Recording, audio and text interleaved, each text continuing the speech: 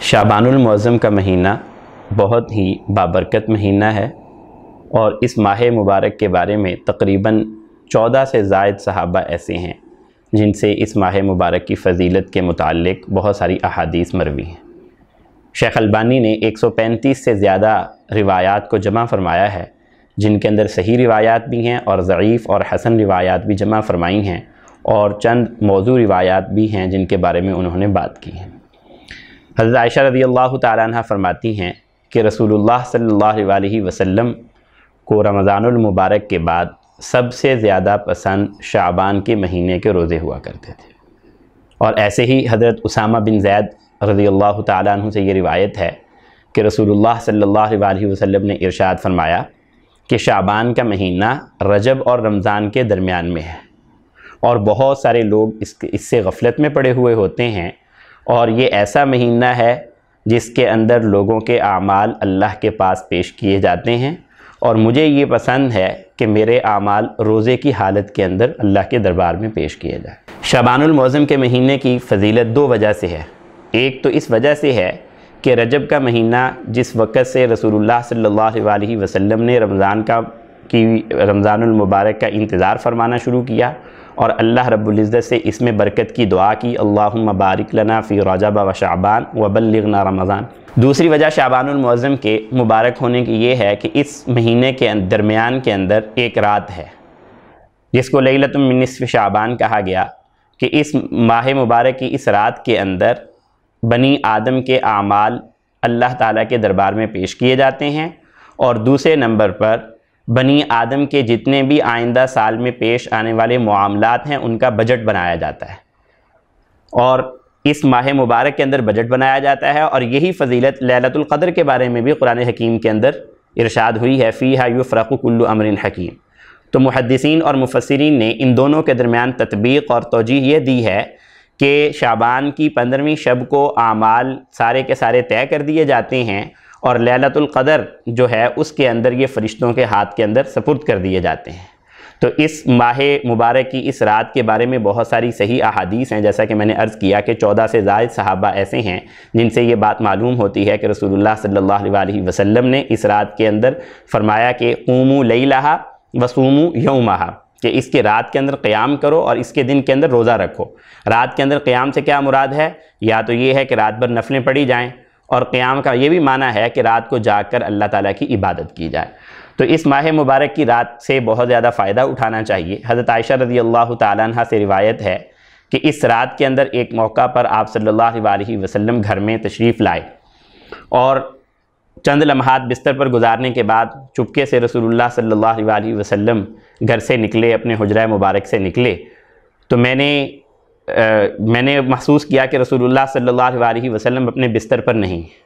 تو میں بھی آپ کے پیچھے آپ کو دیکھنے کے لیے آئی، تو میں نے دیکھا کہ رسول اللہ صلی اللہ علیہ وسلم بقیع قبرستان کے اندر موجود ہیں اور امت کے لیے مغفرت کی دعا فرما رہے ہیں۔ تو میں نے رسول اللہ صلی اللہ علیہ وسلم سے اس بابت سوال کیا، تو آپ نے فرمایا کہ اے عائشہ، یہ ایسی مبارک شب ہے جس مبارک رات کے اندر اللہ جل جلالہ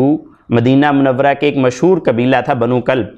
اور وہ قبیلہ جانور اور بکریاں پالنے کے اندر بہت مشہور تھا۔ آپ نے اس قبیلے کی مثال دے کر فرمایا کہ اس قبیلے کی بکریاں، اور جن کی تعداد بھی بہت زیادہ مشہور ہے، ان بکریوں کے جسموں پر جو بال ہیں ان بالوں کے برابر اللہ تعالیٰ انسانوں کی اور مسلمانوں کی مغفرت فرماتے ہیں۔ اور ساتھ ہی رسول اللہ صلی اللہ علیہ وسلم نے یہ بھی فرمایا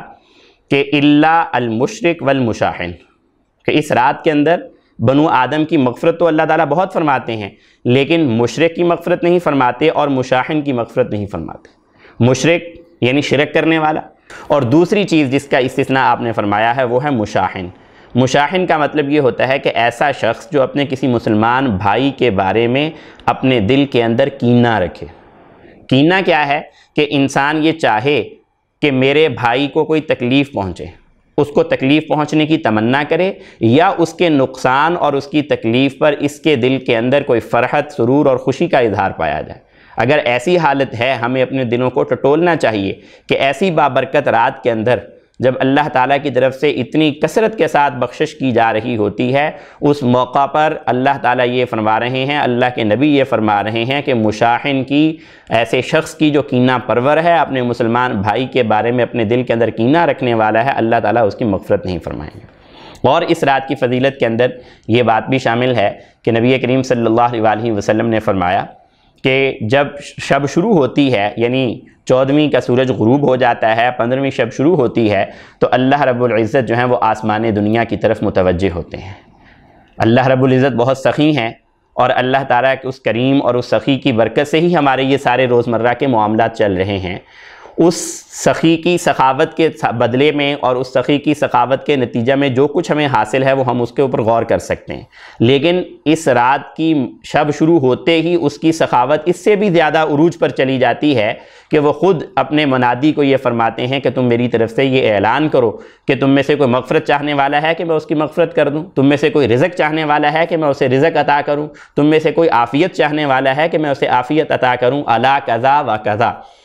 اور طرح طرح کے سوال کر کے اللہ تعالیٰ کی طرف سے یہ اعلان کیا جاتا ہے کہ آج لوٹ سیل لگی ہوئی ہے، اللہ تعالیٰ کے سخی دربار کے اندر فیاضی کی انتہا ہوئی ہے، تم اپنی حاجات اور اپنی ضروریات لے کر اس کے دربار کے اندر حاضر ہو جاؤ اور اس سے اپنے مطالبات اور اپنی تمنائیں پوری کر لو۔